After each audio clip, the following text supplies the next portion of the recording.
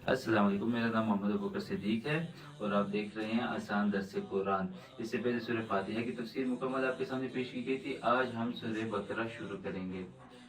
तो सबसे पहले शुरू करने से पहले हम सूरह बकरा का तारुफ पढ़ लेंगे। बकरा का मानी है गाय, और इस सूरत में बनी इसराइल के उस वाक़े का जिक्र है कि जिसमें अल्लाह ताला की तरफ से हम हुक्म हुआ था कि आप एक गाय को ज़िबा कर लें, और बनी इसराइल ने सवालात शुरू किए थे और इन सवालात की वजह से उनके ऊपर मामला सख्त हो गया था। ये वाक़या जो है आयत नंबर 67 से लेकर 73 तक का इस वाक़े का जिक्र है। ये कुरान मजीद की सबसे लंबी सूरत है, और इस सूरत के शुरू में तो बुनियादी अकायद जो हैं, यानी कि तौहीद, रिसालत और आखिरत पे बात की गई है, और इसी के ज़िमन में इंसान के 3 अक़साम जो हैं वो बयान की गई है, यानी कि एक मोमिन, काफिर और मुनाफिक। इसके बाद हज़रत आदम अलैहिस्सलाम की तख्लीक का जिक्र है, जिस इंसान की तख्लीक का मकसद पता चलता है। इसके अलावा इस सूरत में यहूदियों के पर इनामात जो है अल्लाह ताला ने किए थे उसका जिक्र है, और फिर उसके बदले में यहूदियों ने जो नाफरमानियाँ की थी उनका जिक्र है। इसके अलावा हज़रत इब्राहीम अलैहिस्सलाम का भी इस सूरत में जिक्र है। वजह यह है कि इब्राहीम अलैहिस्सलाम को तमाम लोग, यानी कि कुफार मक्का, यहूद और नसारा अपना पेशवा मानते थे। तो अल्लाह ताला ने फरमाया इस सूरत में कि भाई देखें, आप लोग को इब्राहीम अलैहिस्सलाम को अपना पेशवा मानते हैं, तो इब्राहीम अलैहिस्सलाम तौहीद के कायल थे, लिहाजा जब उसको अपना पेशवा मानते हैं तो उसकी कलिमात पर अमल क्यों नहीं करते हैं? ठीक है। इसके अलावा इस सूरत में जो है सियासी, माशरती और घरेलू मसाइल की भी तफसीली बात की गई है। तो शुरू करते हैं। औज़ु बिल्लाहि मिनश शैतानिर रजीम। बिस्मिल्लाहिर रहमानिर रहीम। अलिफ लाम मीम। ज़ालिकल किताबु ला रैब फ़ीह हुदल लिल मुत्तक़ीन अल्लज़ीना युमिनूना बिल गैबि व युक़ीमूनस सलाता व मिम्मा रज़क़नाहुम युनफ़िक़ून वल्लज़ीना युमिनूना बिमा उनज़िला इलैका व मा उनज़िला मिन क़ब्लिक व बिल आखिरति हुम यूक़िनून उलाइका अला हुदम मिन रब्बिहिम व उलाइका हुमुल मुफ़्लिहून इन्नल लज़ीना कफ़रू सवाउन अलैहिम अअंज़रतहुम अम लम तुनज़िरहुम ला युमिनून ख़तमल्लाहु अला क़ुलूबिहिम व अला समइहिम व अला अबसारिहिम ग़िशावा व लहुम अज़ाबुन अज़ीम। सूरह बकरा मदनी सूरत है। मैंने आप लोगों को पहले बताया था मदनी सूरत का क्या मतलब होता है, मक्की सूरत का क्या मतलब होता है। मदनी सूरत वो होती है जो हिजरत के बाद नाजिल हुई होती है, और मक्की सूरत वो होती है जो हिजरत से पहले नाजिल हुई हो। इस सूरत में 286 आयात हैं। तो शुरू करते हैं। अलिफ लाम मीम ज़ालिकल किताबु ला रैब फ़ीहि हुदल लिल मुत्तक़ीन। अलिफ लाम मीम। अलिफ लाम मीम मुख्तलिफ सूरतों के शुरू में आप देखते होंगे कि ये हरूफ आते हैं। इन हरूफ को हरूफ मुक़त्तआत कहते हैं, और सही बात यह है कि ये अल्लाह ताला, इसके इल्म जो है सिर्फ अल्लाह ताला को ही है, और ये अल्लाह ताला की किताब का एक राज है। ज़ालिकल किताबु, ये किताब ऐसी है, ला रैब फ़ीही, कि इसमें कोई शक नहीं है। यानी इस किताब की हर बात जो है शक व शुबहात से बालातर है।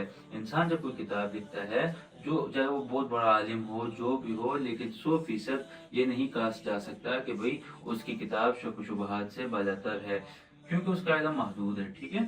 अल्लाह ताला जो है, इसका अल्लाह ताला का इल्म जो है लामहदूद है, और उसका इल्म यकीनी है। लिहाजा इस किताब में किसी किस्म का शक व शुबा नहीं हो सकता। अगर किसी को कोई शक शुबा होता है तो जो उसकी अपनी अकल का फतूर है, वो उस किताब को समझ नहीं सका। किताब में कोई शक नहीं है। ठीक है। हुदल लिल मुत्तकीन, ये हिदायत है इन डर रखने वालों के लिए। देखें, कुरान मजीद ने हिदायत की दावत दी है हर इंसान को, चाहे वो मुसलमान हो या वो काफिर हो। लेकिन अब हिदायत ली किसने है, तो उसका जिक्र यहाँ पर है कि हिदायत सिर्फ डर रखने वालों ने ली है। ठीक है ना, मुत्तकीन ने ली है। अच्छा, अब जो मुत्तकीन हैं कौन से, उनके सिफात जो है आगे जिक्र करते हैं, और इंसान की जो पहली किस्म हमने कहा था, यानी कि मुसलमान यानी या मोमिन, उसका भी बयान इसके साथ ही शुरू होता है। अल्लज़ीना युमिनूना बिल गैबी, जो बेदेखी चीज़ों पर ईमान लाते हैं, व युक़ीमूना सलाता, और नमाज कायम करते हैं, व मिम्मा रज़क़नाहुम युनफ़िक़ून, और जो कुछ हमने इन्हें दिया है इसमें से अल्लाह की राह में खर्च करते हैं। तो पहली सिफत मोमिनीन की ये है कि वो बेदेखी चीज़ों पे, यानी कि गैब की चीज़ों पे ईमान लेकर आते हैं। اچھا، غیب کی چیزوں سے مراد کیا ہے؟ تو غیب کی چیزوں سے مراد وہ چیزیں ہیں جن کو نہ ہم دیکھ سکتے ہیں، نہ ہم اس کو سونگ سکتے ہیں، نہ ہم اس کو چکھ سکتے ہیں، نہ ہم اس کو ٹچ کر سکتے ہیں، یعنی کہ جو ہمیں محسوس نہیں ہوتی، صرف اللہ تعالیٰ نے وہی کے ذریعے سے قرآن مجید میں اس کا ذکر فرما دیا ہے، اور آپ صلی اللہ علیہ وسلم کی زبان مبارک سے اس کا ہمیں بتا دیا ہے، مثلا اللہ تعالیٰ کی صفات، جنت دوزخ کے حالات اور فرشتے وغیرہ۔ اچھا، مومنین کی دوسری صفت وہ یقیمون الصلاۃ، یعنی کہ وہ نماز قائم کرتے ہیں، بیان کی گئی ہے۔ اس کو بیان کرنے کی وجہ یہ ہے کہ یہ بدنی عبادات میں سے سب سے اہم عبادت ہے، اسی وجہ سے اس کو خاص طور پہ بیان کیا گیا ہے۔ اس کے بعد جو تیسری صفت مومنین کی ذکر کی گئی ہے وہ ہے وَمِمَّا رَزَقْنَاهُمْ يُنْفِقُونَ، یعنی کہ جو اللہ تعالیٰ نے ان کو دیا ہے مال میں سے، وہ اس میں سے خرچ کرتے ہیں، یعنی کہ زکوٰۃ، صدقات وغیرہ، یہ مالی عبادت ہے اور اس کو یہاں پر ذکر کیا گیا ہے۔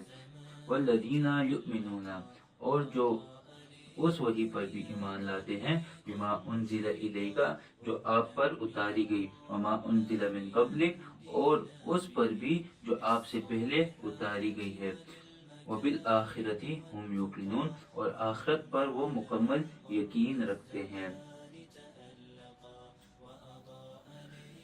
یعنی آپ صلی اللہ علیہ وآلہ وسلم پہ جو وحی نازل ہوتی ہے اس پہ بھی تمام کا تمام ایمان لے کر آتے ہیں، اور جو آپ صلی اللہ علیہ وآلہ وسلم سے پہلے پیغمبر گزرے ہیں ان کے اوپر اللہ تعالیٰ کی طرف سے جو وحی نازل ہوتی تھی اس کے اوپر بھی وہ لوگ ایمان لے کر آتے ہیں، اگرچہ اس وحی کا بعد میں اس وحی کو لوگوں نے بعد میں تحریف شدہ کر دیا، لیکن جو پیغمبروں کے اوپر نازل ہوا تھا اس کے اوپر وہ لوگ ایمان لے کر آتے ہیں۔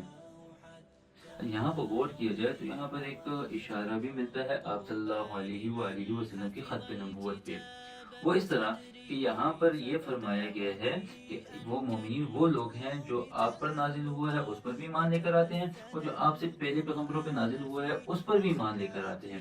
اس کے بعد یہ نہیں فرمایا گیا کہ آپ کے بعد جو نازل ہوگا اس پہ بھی ایمان لے کر آتے ہیں، ٹھیک ہے نا، یہ نہیں فرمایا گیا۔ تو اس سے یہ پتہ چلتا ہے کہ بھائی آپ صلی اللہ علیہ وسلم کے بعد کوئی وحی نازل نہیں ہوگی، ٹھیک ہے نا، آپ صلی اللہ علیہ وسلم کی وفات کے بعد رسالت کا، نبوت کا دروازہ ہمیشہ ہمیشہ کے لیے بند ہو جائے گا، کیونکہ اگر ایسا نہ ہوتا تو یہاں پر لازمن طور پہ یہ بعد میں آنے والی وحی پہ ایمان لانے کو کہا جاتا، جیسے ماقبل انبیاء علیہ السلام سے اس بات کا عہد لیا گیا تھا کہ آخر میں ایک نبی آئے گا اس پہ آپ لوگ ایمان لے کر آؤ گے، ٹھیک ہے نا، لیکن یہاں پر ایسا کوئی بھی ذکر نہیں ہے اور ایسی کوئی بھی بات نہیں کی گئی، جس سے یہ پتہ چلتا ہے کہ رسالت اور نبوت آپ صلی اللہ علیہ وآلہ وسلم پر آ کر ختم ہو گئی ہے، اس کے بعد جو بھی نبوت دعویٰ کرے گا وہ جھوٹا ہوگا۔ اولئک علی ھدی من ربہم، یہ ہیں وہ لوگ جو اپنے پروردگار کی طرف سے صحیح راستے پہ ہیں، وَأُولَئِکَ هُمُ الْمُفْلِحُونَ، اور یہی وہ لوگ ہیں جو فلاح پانے والے ہیں۔ یہاں تک مومنین کی صفات جو تھی اور متقین کی جو صفات تھی اور انسانوں کی پہلی قسم یعنی کہ مومن، ان کا بیان تھا۔ آگے کفار کا بیان شروع ہوتا ہے، تو ان الذین کفروا سواء علیہم، بے شک وہ لوگ جنہوں نے کفر اپنا لیا ہے ان کے حق میں دونوں باتیں برابر ہیں، اَأَنذَرْتَهُمْ أَمْ لَمْ تُنذِرْهُمْ، آپ ان کو ڈرائیں یا نہ ڈرائیں، لا یؤمنون، وہ ایمان نہیں لائیں گے۔ یہاں پر ان کفار کا ذکر ہو رہا ہے جنہوں نے یہ طے کر لیا ہے کہ بھائی جتنے بھی واضح اور روشن دلائل آ جائیں ہم لوگوں نے ایمان نہیں لے کر آنا ہے، ٹھیک ہے۔ حضرت عبداللہ ابن عباس سے یہی تفسیر منقول ہے، کیونکہ بہت سے کفار ایسے تھے جو کہ بعد میں آپ صلی اللہ علیہ وسلم پہ ایمان لے کر آئے تھے، لیکن بعض ایسے تھے جنہوں نے اس بات کا تہیہ کر لیا تھا کہ بھئی ہم نے ایمان نہیں لے کر آنا، چاہے کچھ بھی ہو جائے۔ ان کا انجام آپ دیکھیں آگے آ رہا ہے، اگلی آیت میں اس کا ذکر ہے کہ ان کا انجام کیا ہوا۔ اچھا، یہاں پہ ہے انذرتہم ام لم تنذرہم، یعنی آپ ان کو ڈرائیں یا نہ ڈرائیں، ٹھیک ہے۔ انذار کے معنی ہے ڈرانے کے۔ قرآن مجید میں انبیاء علیہ السلام کی دعوت کو بکثرت انذار کے ساتھ تعبیر کیا گیا ہے، ڈرانے کے ساتھ تعبیر کیا گیا ہے، کیونکہ انبیاء علیہ السلام اپنی امت کو کفر کے انجام سے ڈراتے تھے۔ تو مطلب یہاں پر یہ ہے کہ آپ ان کو دعوت دیں یا دعوت نہ دیں، وہ لوگ ایمان نہیں لے کر آئیں گے، ٹھیک ہے۔ ختم اللہ علی قلوبہم وعلی سمعہم، اللہ نے ان کے دلوں پر اور ان کے کانوں پر مہر لگا دی ہے، وعلی ابصارہم غشاوہ، اور ان کی آنکھوں پر پردہ پڑا ہوا ہے، وَلَهُمْ عَذَابٌ عَظِيمٌ، اور ان کے لیے زبردست عذاب ہے۔ اس آیت میں یہ واضح کیا گیا ہے کہ ہٹ درمی اور ضد یہ انتہائی خطرناک چیز ہے۔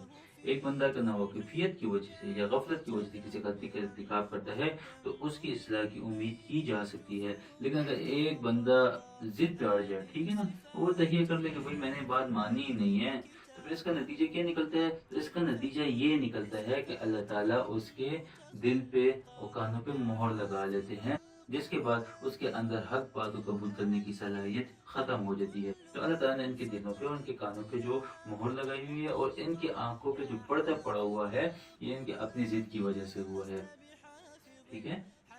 وَمِنَ النَّاسِ مَن يَقُولُ آمَنَّا، یہاں سے انسان کی تیسری قسم منافقین کا ذکر ہو رہا ہے، وہ انشاءاللہ ہم اگلے درس میں پڑھیں گے۔